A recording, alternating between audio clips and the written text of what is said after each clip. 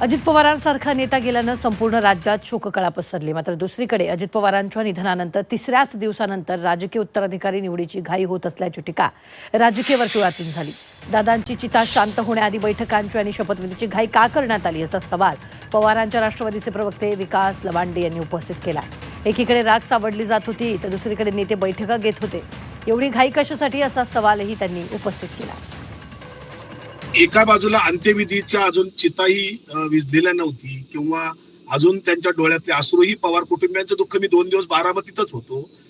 त्यांचं पवार कुटुंबियांचं दुःख मी जवळून पाहतोय की ते लोक अजून कशातूनच सावरलेले नाहीत। दादांच्या मातोश्री वयोवृद्ध आहेत, पवार साहेब आहेत, बाकी त्यांची मुलं असतील, सुनेत्रा वहिनी असतील, ही सगळी मंडळी प्रचंड दुःखात आहेत, बारामतीकर दुःखात आहेत। 2 दिवस लोक तिथे बारामतीत दुकानं कोणाची उघडलेली नाहीत, कोणाच्या चुली नीट पेटलेल्या नाहीत, अशा अवस्थेत सगळी लोक असताना इतकी घाई लगेच अंत्यविधी होतोय ना होतोय, अजून तर लगेच त्या मिटिंगा किंवा काय सगळे जे काय चाललं होतं त्याच्यावर मला वैयक्तिक माझं ते मत मी व्यक्त केलेलं आहे। ही चर्चा इथं झाली, ही जी चर्चा मी वाचतोय ती वाचतोय ती मुंबईच आहे। शेत कपूर पटेल, शेत तटकरे हे पक्षाचे प्रमुख आहेत, तो त्यांचा अधिकार आहे।